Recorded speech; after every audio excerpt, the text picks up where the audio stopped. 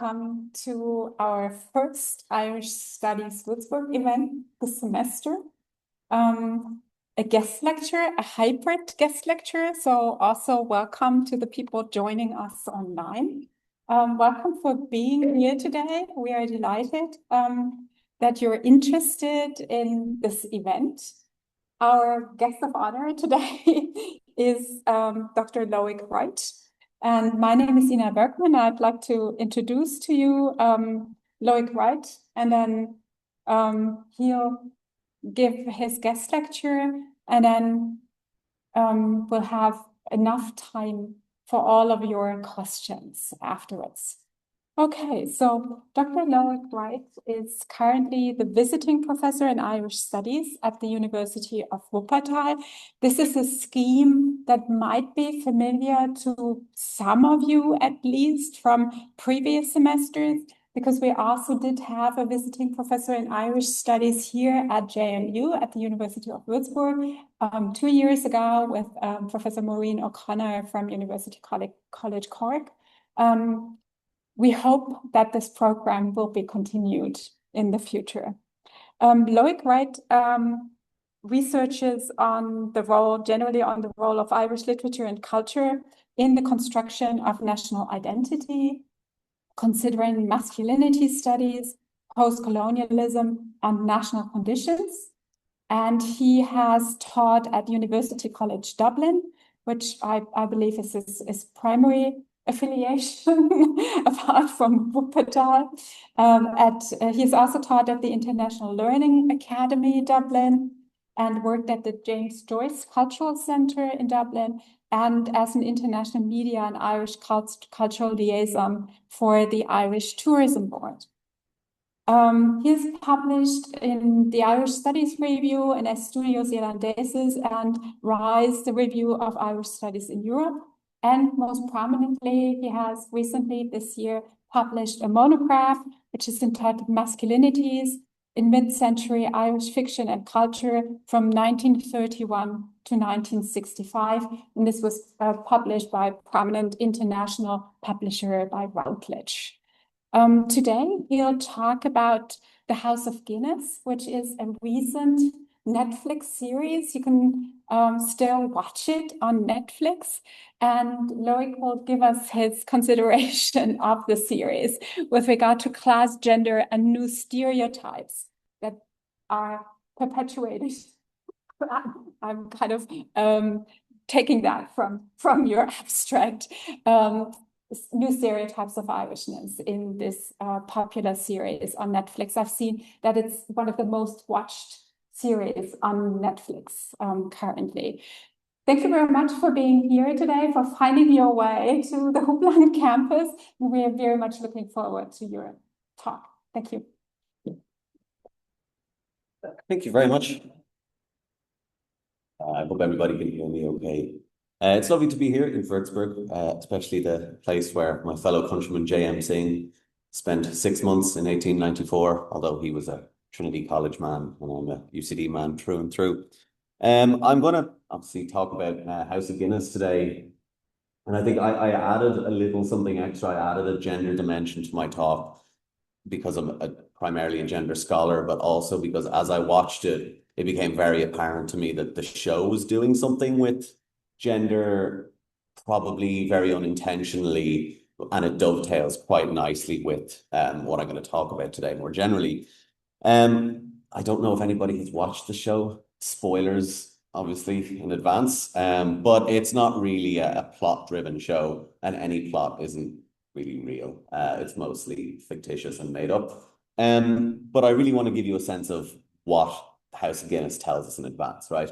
The other thing is, I know this isn't a documentary, so I'm going to pick apart some historical inaccuracies and focus on why they made the choice to make historical inaccuracies, right? So I know it's not designed to teach and more to entertain, but what do their decisions creatively tell us about the Irish moment?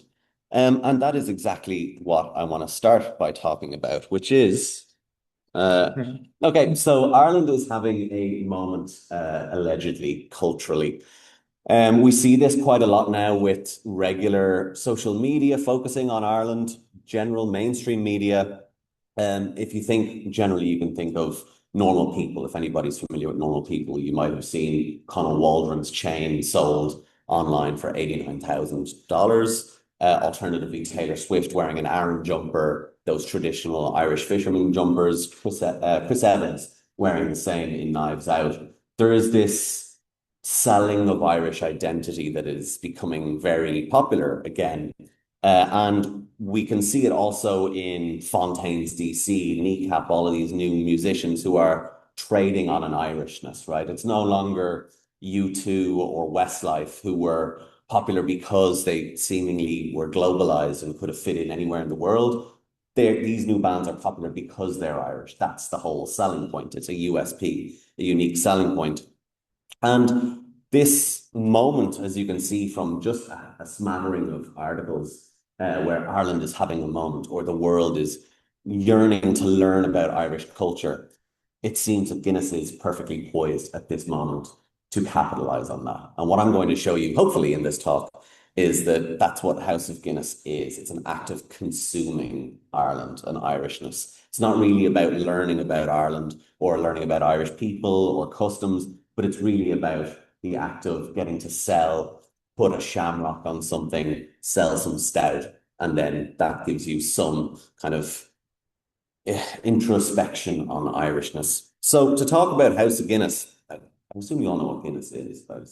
Is that just a very low bar? Guinness, obviously, stout, famous, 1759, Arthur Guinness, thick white head up at the top, and one of the greatest selling beers across the world, right? But the legacy of the Guinness family is a really interesting one. And that's perhaps why it's so interesting to make this TV show, right? The Guinness family, for a little bit of context, were an Anglo-Irish family. That means that they were a predominantly Protestant family who had been in Ireland for centuries, but who, in the eyes of many Irish Catholics, had been basically profiting off the dispossessed lands of Indigenous Irish Catholic people. So this idea of the Anglo-Irish class is a very difficult one, I think, in Irish society, still one that we struggle to reckon with at times. The idea that the majority, that is to say, in around 92% of the population, up until midway through the 1950s, were Catholic, mostly poor Catholic, given very little opportunity to advance. And there was a small minority of Anglo-Irish classes who were predominantly Protestant and much wealthier. And so the Anglo-Irish ascendancy boasted members such as Lady Gregory, J.M. Singh, who I mentioned before, William Butler Yeats, and particularly the Guinness family. And so this does seem like it could be a very interesting story to tell. The story of a very powerful family who are slowly starting to lose their grip on power and hegemony in a very changing Dublin. Bear in mind, Dublin in the 1800s had gone from being the second city of the British Empire, whatever that means, where if you were a wealthy British aristocrat, you had a house in Dublin, right? You boasted that. To, after 1800, some of the worst slums in Europe. In fact, apparently the slums in Dublin were worse than Calcutta at this point. So it is, as I said, a period of Irish history that is rife to tell an interesting story. But unfortunately, the TV show forgoes a lot of that nuance and just wants to sell you cheap thrills for the most part. And it does that by relying on old, traditional Irish stereotypes of the red-haired, fighting, drunkard Irishman. So, a little bit of background. It's written by Stephen Knight. That's obviously Cillian Murphy, but Stephen Knight wrote Peaky Blinders, which you may be familiar with. He also wrote Taboo, which is set in 1800s London about Tom Hardy returning from the West Indies. We also then have his more recent show, and House of Guinness. And so none of these series are particularly known for their historical accuracy. In fact, they've been mostly kind of talked about in terms of their inaccuracy. I think someone has their mic on Zoom. So it's worth, as I said, noting that this isn't a documentary, right? But we want to see why Stephen Knight chose to tell the story of capital city that was right next door, right? That's also what made Ireland so interesting in the colonial story. It was on the doorstep of the largest empire the world had ever seen. And so in an interview with Esquire, Stephen Knight said, quote, "I think some of the creation myth of Guinness is known and some of it is considered to be true and some of it is considered not to be true. So it's this idea of the myth of Guinness that they wanted to create. And anybody who's maybe had a Guinness might know things like splitting the G, where you have to drink in one go and get it to a certain part of the glass, or the idea of the Guinness minute, that your bartender, if he's worth his salt, will pour it in half and then wait 119 seconds for the second half, right? A lot of these are marketing ploys, but they make their way into the program somehow. And so again, a lot of this is because it looks like it's a large scale attempt to sell you something. They don't want to tell a story, they want to sell you something. So House of Guinness, in terms of just some contextual notes, it has a relatively good representation of Irish actors, which is not always a given. Irish people will be kind of sensitively attuned to Tom Cruise and Nicole Kidman Irish accents, or even some more recent ones as well. But the vast majority of the cast in House of Guinness are Irish, which is quite interesting. There's also an Irish soundtrack, entirely Irish for the most part. We have Fontaine's DC, Kneecap, Lisa O'Neill, Lancome.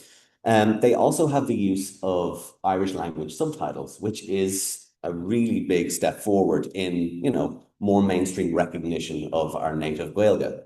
And there are also some moments in the series where they use Gaeilge, that is Irish, or Gaelic, in the show. So it is interesting to see that they have made some attempts, right? This isn't half-hearted, kind of slapdash thrown together. Some genuine research has gone into the program. And so at the same time, we get things like, as I said, the Guinness Minute. This is a scene in which Edward Cecil Guinness is pouring the Guinness, and he says, "You need the Guinness Minute," which is factually inaccurate. That only happened in the 1970s when they brought in nitrogen taps. But it's part of the selling, right? If you go to the brewery in Dublin, it's part of the tour guide experience. You hear all about it. So a little bit about the story then. We get the family of Benjamin Lee Guinness, right? And he's the patriarch who dies in 1868. Benjamin Lee Guinness was known for being quite a respectful employer to his employees, right? He brought in quite a lot of really advanced care for his employees in James's Gate at the time. And so it's his death that serves as the kind of catalyst. His family are bickering over who's going to take over. We get Arthur Guinness on the top left here, who's just returned from London. They say all the champagne has washed the Irish off his tongue. And we get Edward Cecil, who's at the top right, and he's the more industrious, right? He really wants to build and expand.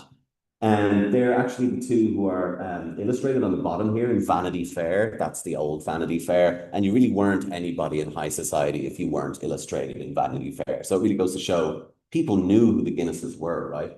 They were very famous. And at this point, Arthur Guinness up at the top is more of a Rabelasian character. He doesn't really want to expand the family business. Edward Cecil is, as I said, the industrious one.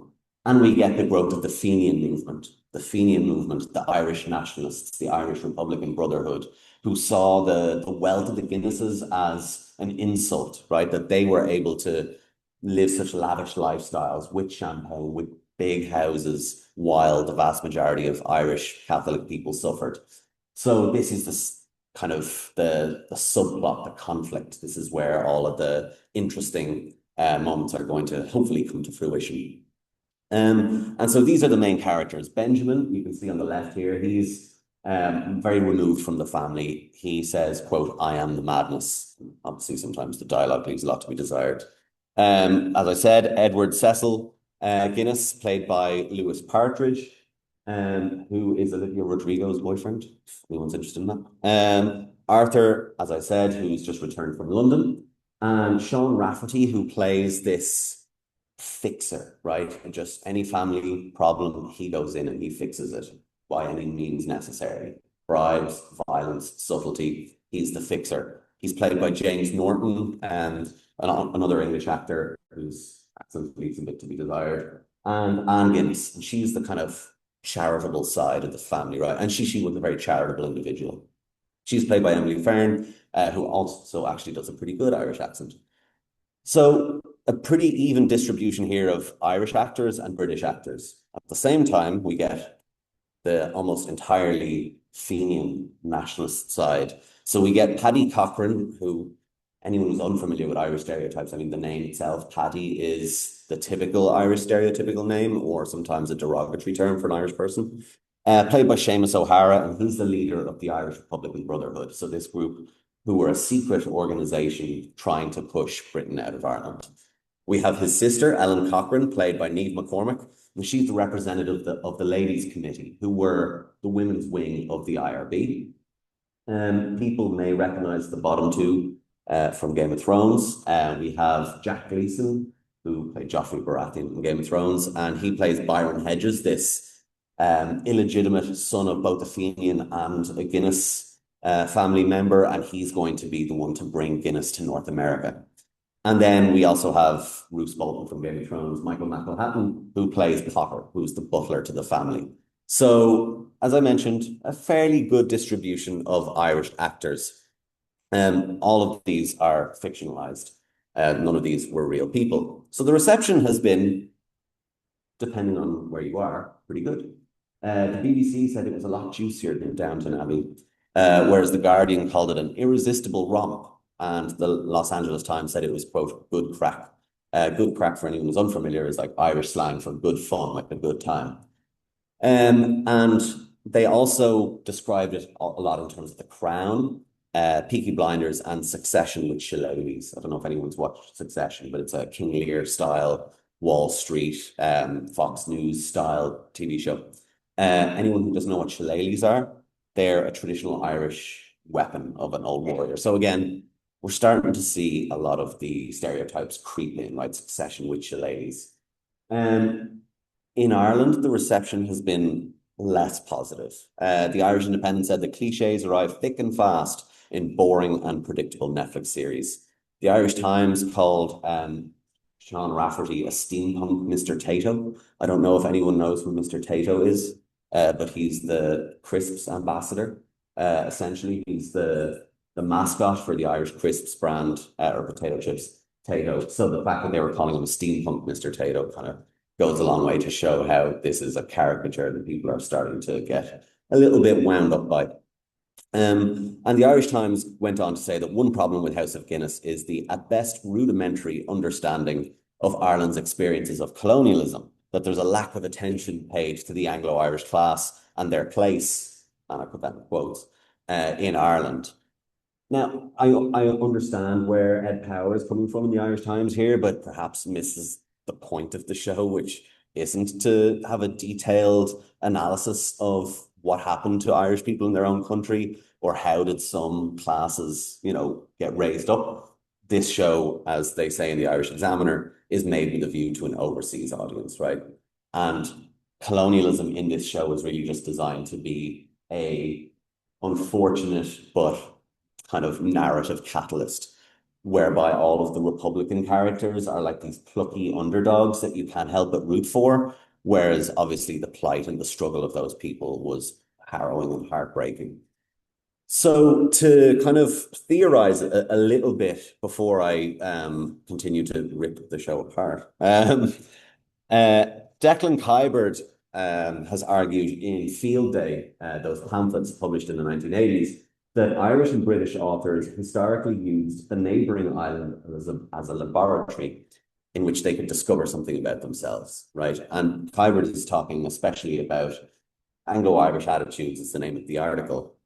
I think it's fair to say with House of Guinness, it's less of a laboratory, more a playground, that big production companies like Netflix can just pick Ireland because it's trending, it's on Twitter, it's hot topic at the moment, and they can just pick whatever they want to set there, right? We've seen this a lot. Anyone maybe watched Lindsay Lohan's Irish Wish on Netflix, or Christmas at Castle Heart. It always just feels like Ireland is there because it's window dressing, it's shamrocks, it's lilting Irish accents, it's the countryside, but there's no actual attention paid to what it means to be an Irish person.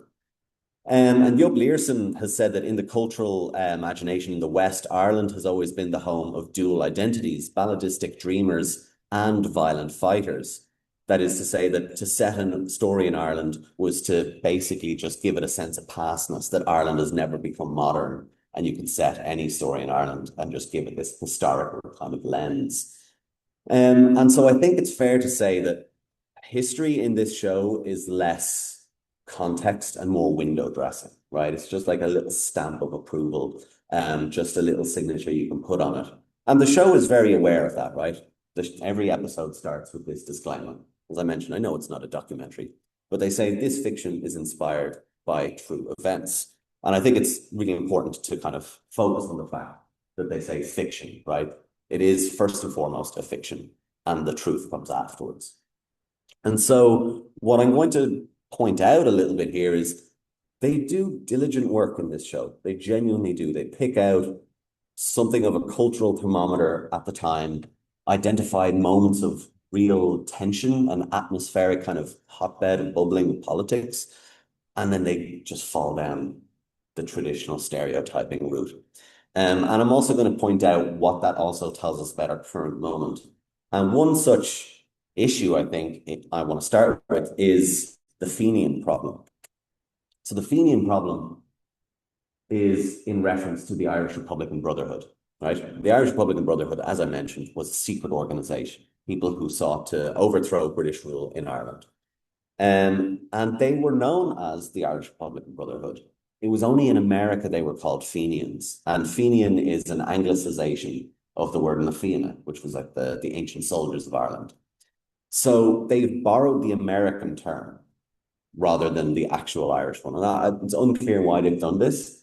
Perhaps there's a concern over how close it is to the Irish Republican Army. And that still lives in the memory of a lot of people, a lot of viewers, which is understandable. So the Irish Republican Brotherhood, according to Desmond Ryan, was, quote, conceived in the defeat of an insurrection amid the horrors of the famine and born in the betrayal of an all-Ireland constitution and social movement. The object of the Irish Republican Brotherhood was to establish and maintain a free and independent republican government in Ireland. So this is, off the back of 1848, rebellions all across Europe. The biggest rebellion in Ireland at the time, the Young Irelanders, was kind of sometimes known as the Cabbage Patch Battle. So it gives you a sense it wasn't quite as big. It could be relegated to a single cabbage patch of a single farm in a town in Ireland. But they make quite a big deal out of it in this program. And as you can see here, for starters, all of them are in green. First, like, very interestingly color-coded. I don't think a lot of working class, poorest of the poor Dublin people could afford matching green crushed velvet nearly. So it is obviously very much designed for kind of easy identification. And we'll focus a little bit on the man himself, the main leader of the Irish Republican Brotherhood in the show, Paddy Cochrane. So Paddy Cochrane, as I mentioned, he has this inaccurate design for a number of reasons. He's wearing a kris, as you can see here, around his midriff. It's like a belt. It's a traditional Irish belt, but it was only worn in the Aran Islands. So the idea that a Dubliner would wear it is, not necessarily historically accurate. And obviously, they're trying to lend a little bit of authenticity to it. It's actually all for sale on Etsy, is what I discovered afterwards. Every constituent part of almost every Fenian character's wardrobe is for sale online somewhere. On Etsy, you can scan, if you take a photo of the screen, you can find it straight away, down to the socks that Ellen Cochrane wears. So genuinely, this is, how can we sell? They're capitalizing on that Taylor Swift folklore jumper moment, right? The same with the Chris Evans one. The Irish Times said that all of the Fenians in the show dress and speak like feral leprechauns. And the other issue is that the characters drink Guinness, right? Now, that seems like an odd thing to say, but Paddy here says he only drinks Guinness that's been stolen from the factory. Whereas in a recent interview with Ned Guinness on the Three Castles Burning Irish History podcast, Ned Guinness mentioned that nationalists generally refuse to drink Guinness. They would often drink Beamish or Murphy's because Guinness had, allegedly the family had been spies during the 1798 rebellion, that they had exported grain during the famine. So it is a known thing that Irish nationalists would actually not drink Guinness. So it's bizarre then that he still can't resist the lure of the stout, right? And it's part of this recurring issue that the show falls into, I think, as a trap. So the first episode, it's the Fenians who disrupt the funeral cortege of Benjamin Lee Guinness. And Paddy has this genius idea that he's going to blow up the cooperage. He's going to set fire to all the barrels of the Guinness brewery. And his sister, Ellen Cochrane, takes him aside and she says, "You don't think, brother. If you burn their barrels, they will have their excuse to take you. And they will string you up, and you will have half the men of Dublin pulling down on your legs to break your stupid neck for stopping their daily supply of beer." That's only kind of half the story. I mean, as I mentioned, the show is really at pains to tell you just how good an employer Benjamin Lee Guinness was. They make a point of introducing pensions for the first time, which was true. The Guinness family introduced pensions. And there's a whole scene, it's quite a heartwarming scene, where a worker nearing, I think it's about 64 years old, says, "I stopped working on Monday, but they're going to continue to pay me for the rest of my life." So it just shows how revolutionary Guinness were. They also had good healthcare. They built the Ivy Trust, which was housing for their staff. They also gave them meals and grog, that is to say, like maybe a glass of beer every day. And the fact that they describe that in the show and then yet choose to say that's why the Dubliners will, aid the hanging of the man, it's because he's going to stop them having their Guinness. So it's just bizarre that they're so intent on really giving you a sense of Ireland, and then they just go back to these stereotypes. And so towards the end of the show, again, sorry for the spoilers, but it's one of many storylines in it. Paddy is sent off to New York, right? He is exiled. And his sister tells him in a letter, "Dear Paddy, when you're given this letter, you will already be aboard a ship bound for New York. In New York, you will be the conduit through which money can flow from the Guinness brewery to the battalions." So Paddy is all of a sudden now going to be charged with bringing Guinness to all the Fenians in New York. And there were obviously some Irish people. Anybody who's maybe seen the Leonardo DiCaprio film Gangs of New York will know the Irish contingency in New York was a sizable one. But in the show, all of the Irish Fenians in New York are like these Guinness-starved, feral kind of savages again, right? Whereas one quick look at a diary that I found from Arthur Shand, who was the Guinness quality surveyor in 1911, he said that Guinness was selling particularly well in the United States because it gave people a taste of home that genuinely allowed them to reconnect with their homeland. So a very sweet kind of moment. But again, the show decides to have it as all these Irish, feral leprechauns, to quote the Irish Times, are really dying for their Guinness. And so Paddy is put on this ship, and he's put on a ship called the SS Cuba. The SS Cuba was a real ship, and it housed 5 of the biggest Fenians in Irish history. Truly it did.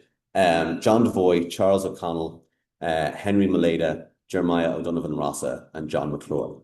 In particular, John Devoy and Jeremiah O'Donovan Rossa were big names. So much so that O'Donovan Rossa, you can see at the bottom left of the picture on the left here, he was known for raising so much money and the dynamite campaign that he became known as Jeremiah O'Dynamite Rossa.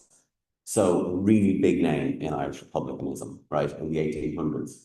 And it was his death at which Patrick Pearse, the Irish Republican leader, spoke. And he said, the fools have left us our Fenian dead, and Ireland unfree shall never be at peace." And anybody who knows anything about Irish history knows that it was a year after the 1916 Rising took place, which was an armed insurrection against the British Empire.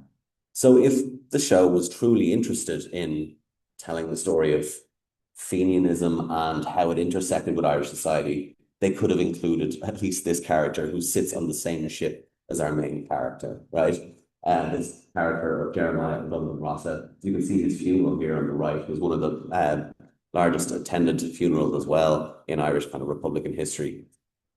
So it's more about instant gratification. And the reason for this is because, or the reason I say this is because Paddy spends half an episode in New York and he's back in Dublin for the end of the series to engage in an assassination attempt on Arthur Guinness, which never happened.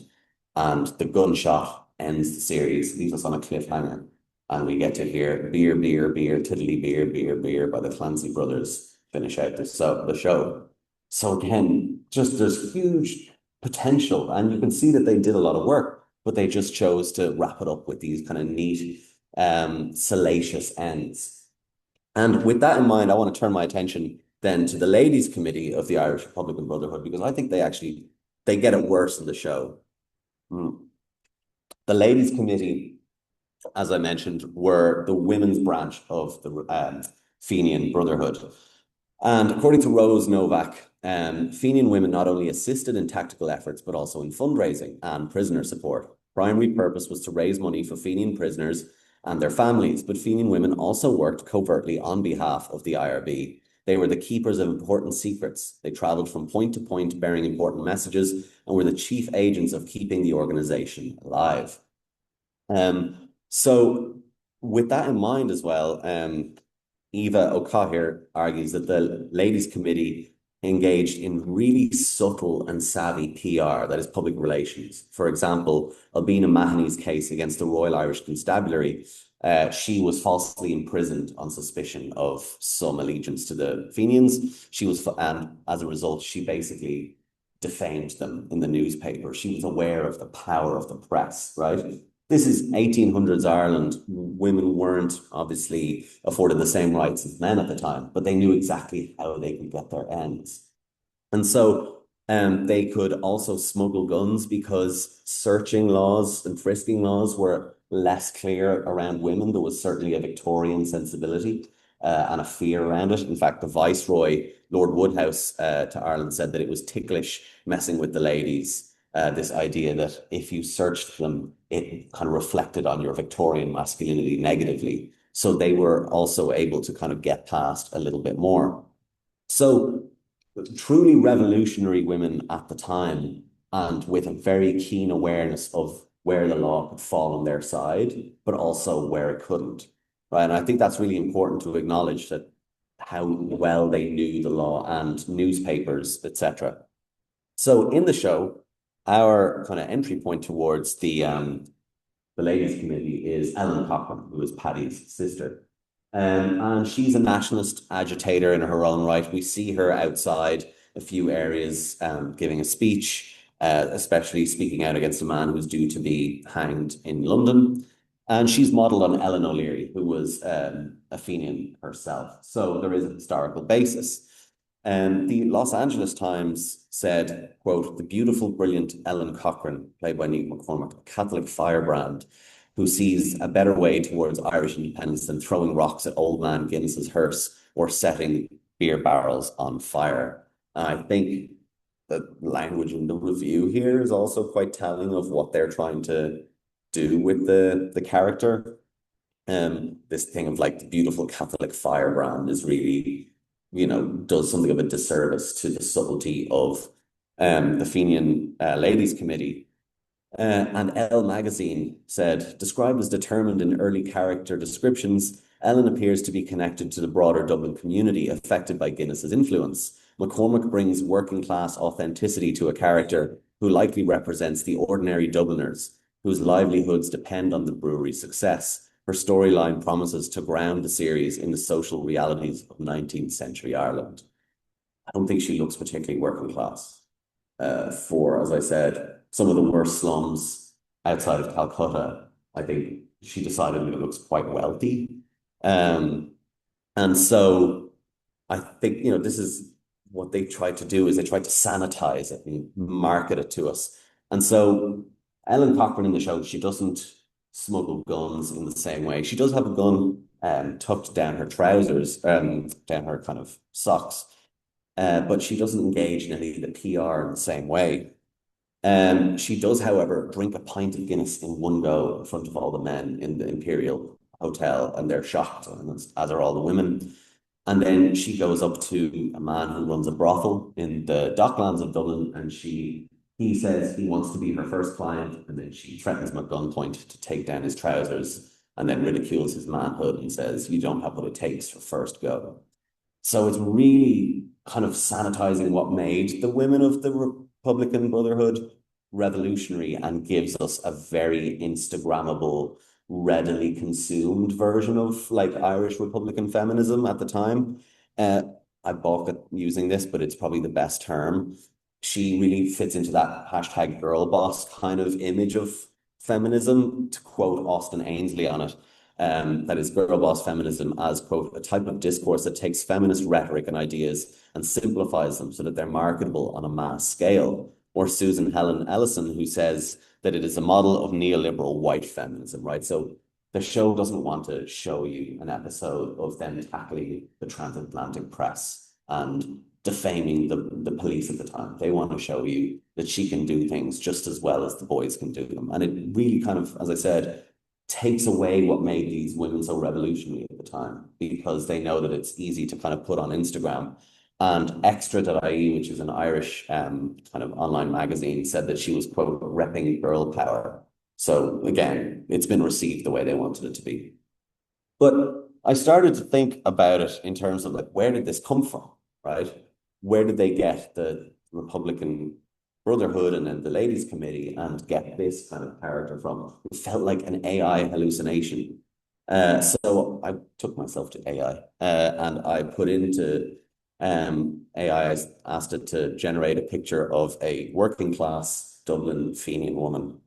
And I wasn't far off, right? This looks like it's exactly what they tried to mock up, right? Something that you can sell. And kind of similar to Paddy, every constituent part of her wardrobe is now for sale on Etsy.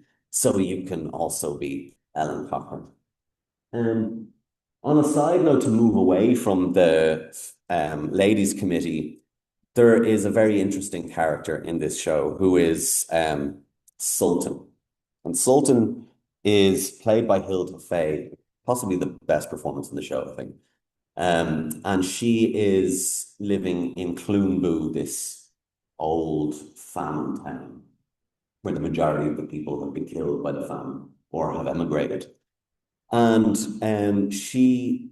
we meet her when Anne Guinness suffers a miscarriage on the way to Ashford Castle, and she stops in Clunboo.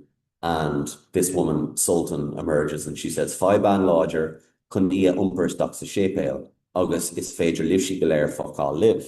So basically she's asking, I need strong women to carry this woman into the church, right? Because she can tell something's happened. And then she says, and the rest of you can go away. But the subtitles they put in the show said, and the rest of ye men can go away.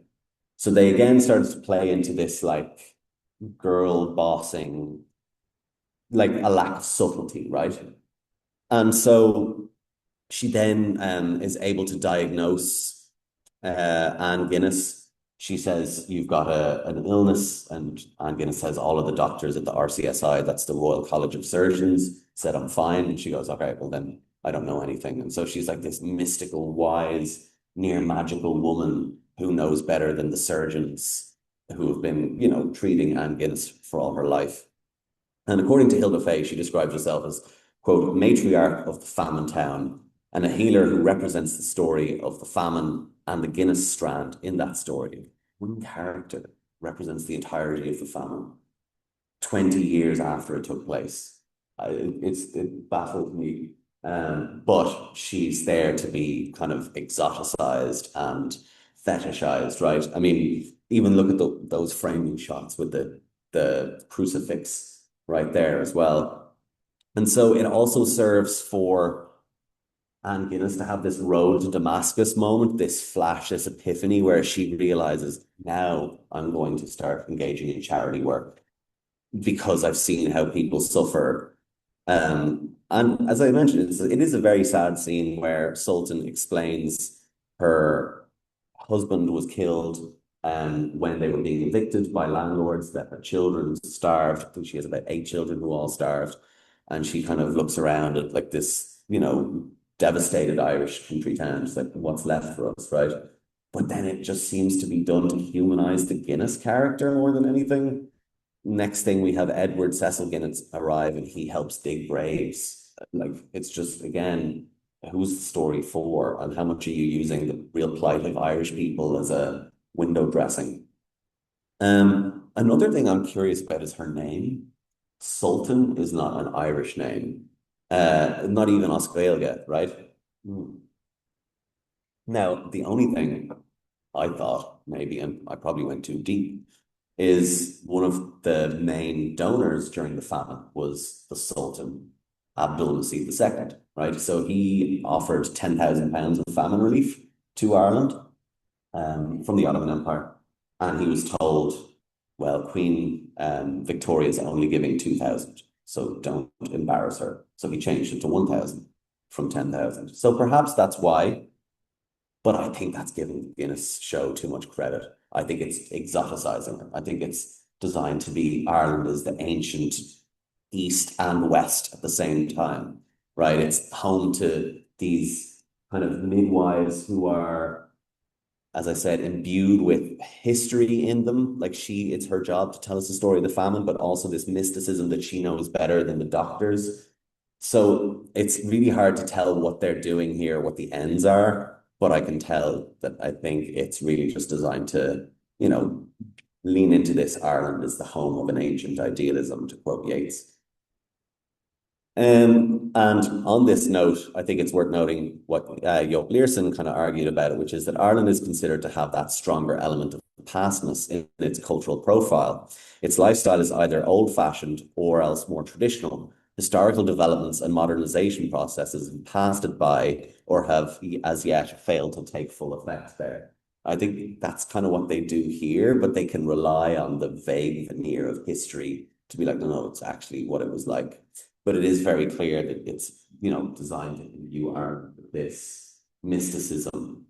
And I quoted Yeats a second ago with that Ireland is the home of ancient idealism. Obviously, that was a large part of the Irish literary revival in the late 1880s. I think this show falls more into Joyce's critique of the revival, which is that it succumbs to the popular devil of opinion, that you just want to cram viewers with what they kind of already think they know about Ireland. And it is also worth noting in terms of the revival that Sultan is the Shan Van Vocht, that is the old poor woman. Anybody who has studied Irish literature may be familiar with the play right here.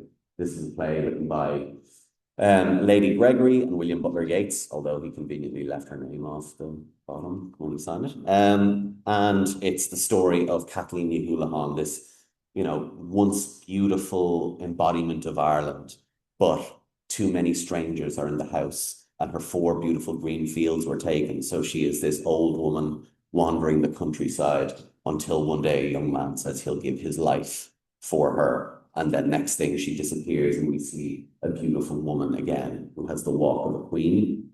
And so it's interesting that we kind of get these two sides to Kathleen Ní Houlihan, the young, beautiful woman with the walk of a queen in Ellen Cochrane, but also the old woman who's just had everything taken from her at the same time in the Shan Van Vocht, played by Hilda Fay in Sultan. So it is, again, hard to pin down what the point of the show is, right? And some people will say that Irish people tend to be a little oversensitive when it comes to stereotypes. I would fit into the bracket of Elizabeth Bowen when she said Irish people should remember their history a little less. But it's also worth questioning when you're telling a story of the people, who's telling the story and to what end, right? I mean, this is a British author, Stephen Knight, who's adapting the memoirs of a Guinness family member, and it's been produced en masse by Netflix, right?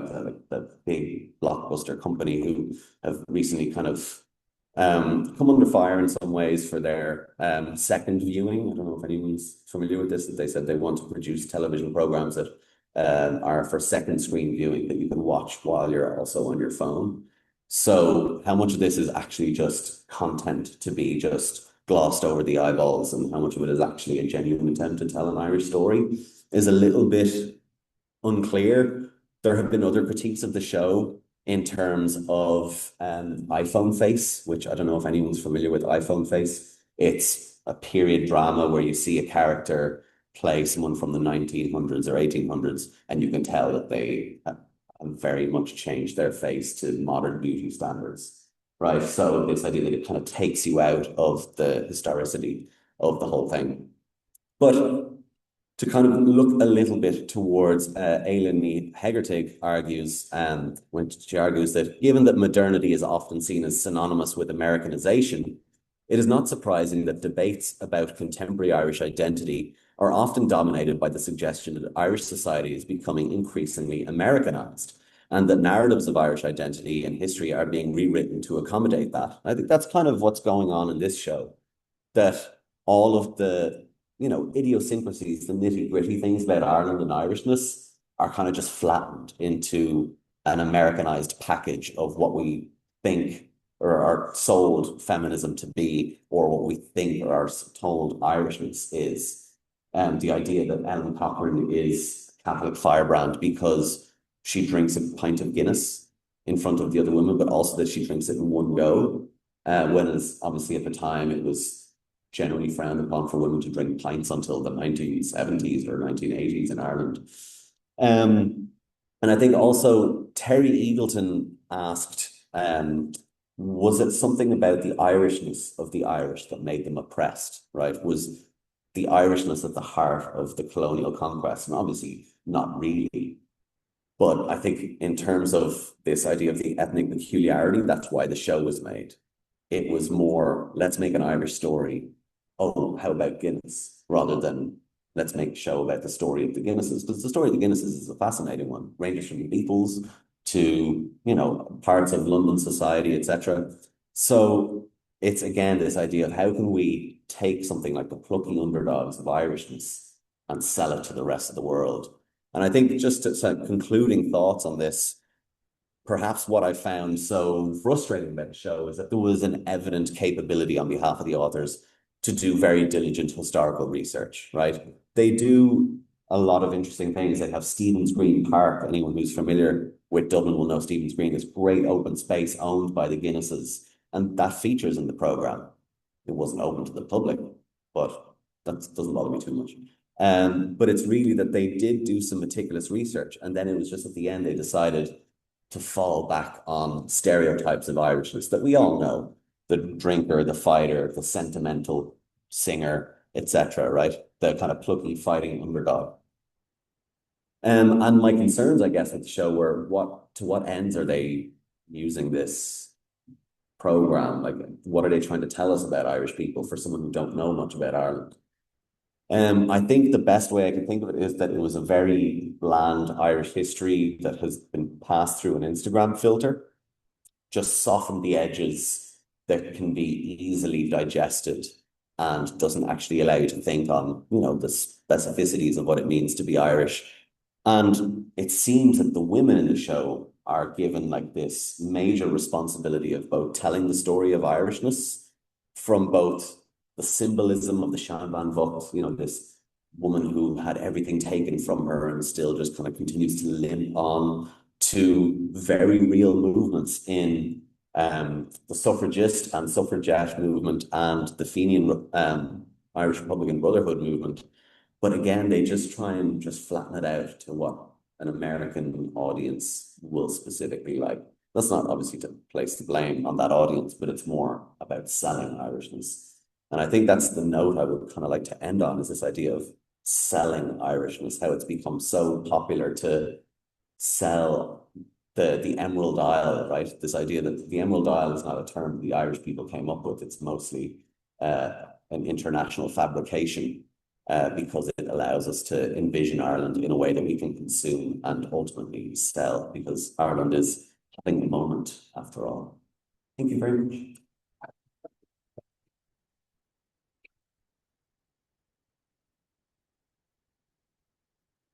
Thank you very much for this very comprehensive talk and all the insights into the series, into the show. So the floor is open for questions now.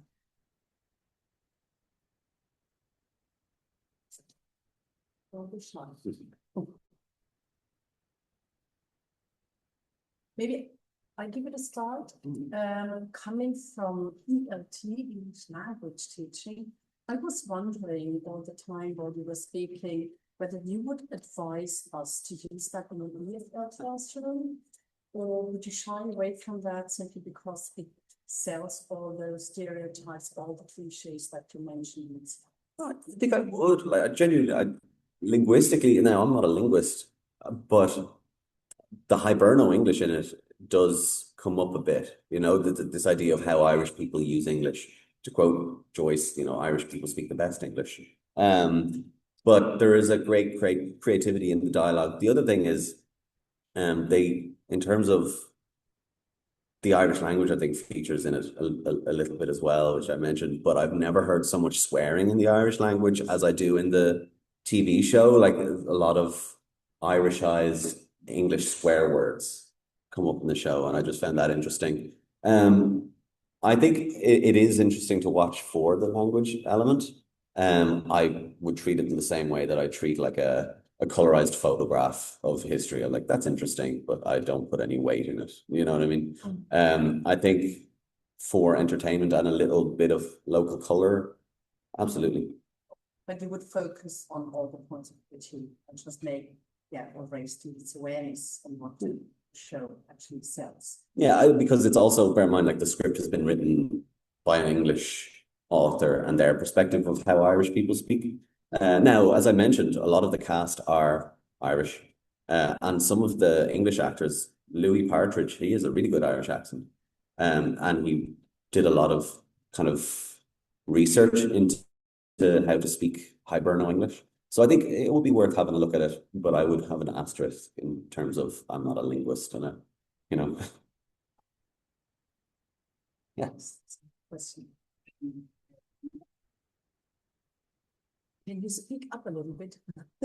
We don't have another mic.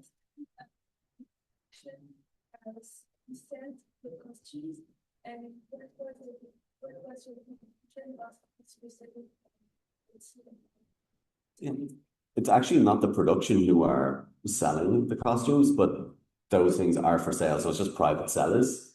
But genuinely, I don't know if they got it from Etsy for the show or if Etsy has now started to do it after the show. But there was a scene where Ellen Cochrane is, I can't remember where she's going, but it's when she's reaching for the gun in the socks. And I took a photo of the sock and it came up on Google Lens or whatever. It was like €13 for these Emerald Isle socks, whatever. So it wasn't actually Netflix selling them on themselves, but a few questions have been asked, and I didn't include it in the slides, over whether Stephen Knight was approached by Guinness, like the company rather than people. So like, is this big PR thing? I don't know. I've just seen some things online about that. So it is interesting, this idea about how much can you then sell product off the back of it, right?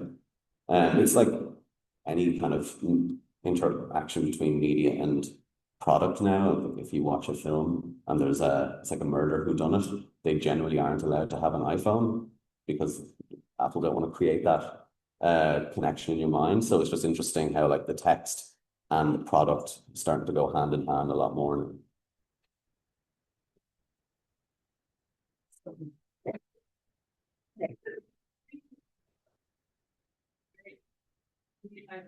I'll make these token characters out of women, and I was wondering in terms of queerness, because one of the brothers is also queer, and do you see a similar tokenism in how queerness is presented, or like, I wonder if like shows commonly have like these characters nowadays, and token queer characters to kind of have these progressive thoughts in them, and it's not really like a well thought through representation of queer experience, which obviously I'm getting the same impression in terms of this queer character. Yeah, Arthur Guinness, the eldest son, he's gay in the show, and I've done a bit of research on that, and it is kind of implied, right? Because he had a marriage which yielded no children, and the kind of whisperings in Dublin at the time were that it was mariage blanc, this idea that like they were together in name only and there was no actual desire to have a romantic or sexual relationship. I think the treatment seems kind of similar to a lot of the romantic relationships in the show, which is just salacious, kind of Bridgerton-y, right? This idea of like, how much can we like give people something gossipy about it, right? I mean, Ellen Cochrane, you know, who's a Fenian, ends up having an affair with Edward Cecil Guinness, which is by all accounts, well, she's not real in real life. But again, it's just like, how can we shock the people in and get them in with this gossip? And I think the Arthur Guinness queer storylines are quite similar because it's really done in terms of like titillation and cheap thrills, right? If he dies at the end of the first season, because that's how it's like shot, right? It's just the gunshot rings out. If he dies, then they fall into the bury your gays trope. But also because he wasn't assassinated in real life, that would be a major issue if they decide to go that route. But I don't think they will. Again, I don't think they've thought that much beyond just quick titillating episodes, you know? Thank you. We have a question. Yeah. In the chat. I was like to see this message. So we have one question by Amy Wuppertal asks if you could say a bit more about the use of the Irish language in the series, whether it's correct. Is there any data available on whether people actually use the Irish subtitles? I haven't checked about the Irish subtitles, and there's two types of Irish subtitles in it. There's the closed caption ones that you can turn on yourself, right? But then there's also in-video ones. So occasionally, very occasionally, I'd say maybe 3 times in the whole series, people speak Irish, and the subtitles come up as like big, bold graffiti all over the screen. And again, it's like feels very over stylized. There's a moment where a note is left on a door and says on K Dorella, which means next time. And it's like a threat to a character. And then sure enough, it's big graffiti looking. And it's very unclear, like what I think it's back to this window dressing thing. I haven't seen any, I suppose I should look here to answer that question. I haven't seen any metrics on the use of the Irish language subtitles, but it was hailed as like a big moment forward, and understandably so, right? To kind of fold the Irish language a little bit more into modern cultural usage is fair enough. But I think from my perspective, especially with the Sultan scenes where she says, "Is Phaedra live, Ella, fuck all live," the fact that she swears, and also that they added in their Irish big graffiti subtitles that it's the gender dimension to it also, I found complicated. And I ran it by a couple of friends who were better Gaeilgeoirí than me, and they also said that it was weird that they chose to include that men dimension to it when it's not in the language itself. So I guess I'm back to the window dressing thing of it's just kind of nicely stylized stuff rather than substance. Are there any other questions in the chat? At the moment, no. I want to go back to the beginning when Ireland had a moment. I'm wondering, because I think there's a difference between the culture, the art, the literature, Irish culture, art, literature in Ireland that's successful in Ireland, and then what is successful on a larger scale. And of course, the American market would be the main market for any kind of literature, film, streaming series. If you want to have international success, you would tend to the American market. And I'm wondering what you said about Americanization, which probably, I forget, I think I read an essay about Americanization in Irish literature, which was published like 10, 50 years ago, which said, you know, the topics, the themes that are addressed in Irish literature that wants to, you know, that aims at international success is very narrow. It's the feminine and it's stereotypical Irishness in all its variety, but the variety is probably not as broad as we would want it to be. And I wonder whether this is here the case as well. And then also, if you want to be successful with an Irish product or an Irish in the international market, or especially tend to have an American audience, you probably have to have an element of recognition. Mhm. And those people would recognize stereotypes. And they would be, and then of course, variation of one and the same thing. You know, you're recognizing all these people who agree. These people are headstrong. They have red hair. The women are, you know, different, more outspoken, whatever. All kinds of heavy drinking, all kinds of stereotypes. I think would kind of build your success. And I wonder whether that makes, I don't know how to put that, but I think Irish culture that's successful in Ireland has a lot more diverse than Irish literature or movies that are successful on a larger scale. And it's a very narrow, you know, kind of path that those creators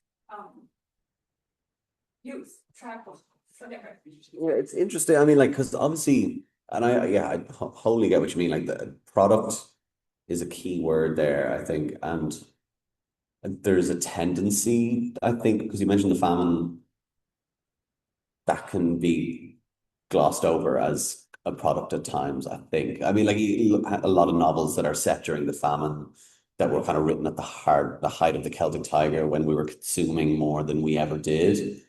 But you knew that, like, that's what people know about Ireland, right? But I also think it doesn't have to be that way. I mean, look at Colleen Q and The Quiet Girl that came out, the film that came out was 2022, entirely in Irish language with English subtitles, and went around the world, went to the Oscars. And I think that there is hopefully a little bit more appetite. I mean, like, even the fact that recently enough, when Sally Rooney's Intermezzo came out, I saw photos of queues in bookshops around the world. The idea that people were queuing up to read the new book is also fascinating to me, like something that I don't think I've seen since maybe Harry Potter days, right? But also that, like, there aren't really stereotypes in those books, and like normal people is obviously such a big one, and the idea that people all over the world wanted to read about teenagers in Sligo, go to Trinity. I think there is obviously an interesting place you can carve out for a legitimate Irish storyline that doesn't have to be wholly sold and marketed. And I think those issues, like when I mentioned Conal Waldron's chain selling for 89,000, or Gucci making shorts like Paul Mescal's shorts, that's nothing to do with, you know, the story. That's again this like product, the ability to identify a product that you can kind of extract out of it. Which I think is such a reductionist view of art to have. But like, I've been researching a lot about like Irish in the cultural imagination, and how, you know, especially in the States, because you mentioned America, like having Irishness associated with a brand or logo did a lot, like even breath mints that were like Irish countryside breath mint. And it just like that conjures up so much in the Western imagination. So I think it doesn't have to be that way, but it seems to be for this show anyway. And maybe it was always going to happen because this show is about a product, right? That's the story first. It's Guinness comes first, and then there's actually an interesting family behind that.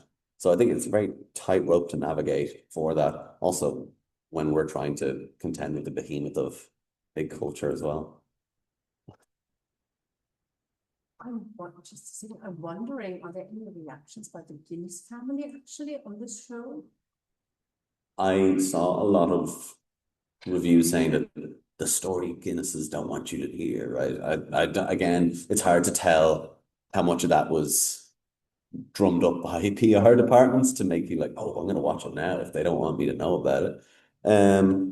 I think, as I said, Stephen Knight was approached by a Guinness family member who said, I was watching Downton and our family was much more exciting than this. And as I said, like, it's a very exciting family. One of the best Beatles songs ever, A Day in the Life. I read the news today, oh boy, is about Tara Brown, who was a Guinness, right, who died in that car crash. So the tentacles are really fascinating.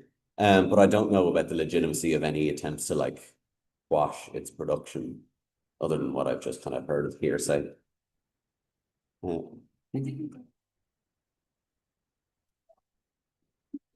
Yeah, I think their headquarters is in London now, isn't it? Yeah.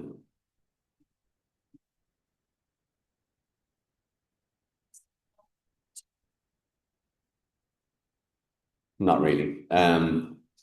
Minus the fact that it's like obviously about them, there's very little about it. Like the opening shot is water, yeast, hops, barley, right? And that's the ingredients for Guinness. And it's like this super stylized image of the brewery.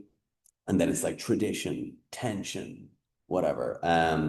But I don't think they had a huge hand in the production of it, for the most part. Also, can I say I actually really like Guinness as well. Like I'm not trying. I don't actually work for Beamish or anything, trying to put them out. I grew up next to the factory, and I remember the smell of them roasting barley at 11 a.m. every day. So I do like it.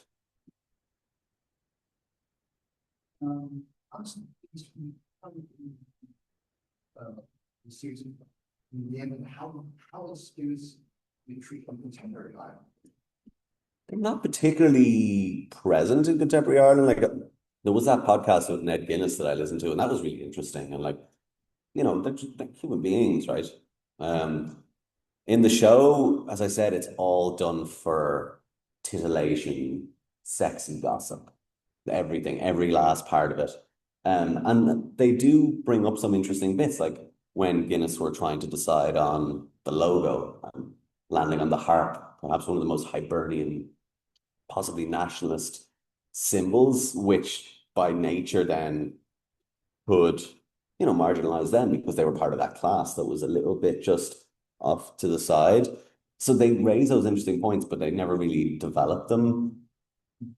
I would like to say that they're like, they come across as nice people or whatever, but there's just very little depth in any of them. They're just like these vehicles for salacious eyebrow raising and whispering in the show, right? I think I said this during the talk, and it's something that I bemoan quite a lot, is this doesn't feel like art to me. It feels like long form TikTok. Do you know what I mean? It's just something to be like, to gloss over your eyes for a little bit and leave you, you know, not make you think about anything. I don't think it's art. I think it's just like content, right? So I think if I looked for any real meaning how they're depicted, I'd be sorely disappointed. Okay, are there any other questions? Yes, there's another one. For like a possible second season, would you expect them to continue this way of doing the series, or like of giving in to the critics who say they need to focus on the actual history, or could you say they just continue like with that way of the film? I find it very hard to envision a world where they all of a sudden are like, now we're going to talk about the home rule crisis and like all of these political things. I think they'll probably just continue because the people who didn't like it the first time around probably won't watch the second season, and the people who did won't want to see a more nuanced analysis of Irish society and identity in season 2, right? They'll want more of the same. It's designed to, you know, plug the Crown gap or the Bridgerton one or anything like that, right? It's nice costumes and stuff like that. So I'd be surprised if they did. I hope they don't, because I'll have to like change my talk and do another one. Yeah, sure, yeah. You're blacklisted from, yeah, anywhere sounds good. Other questions maybe in the chat? No? No questions in the chat. No questions here. So I think we'll call it a day. So thank you very much Thank again you. for your great talk, for being with us. Staying with us. Still not used to that. I'm knocking on the table. I love it. No.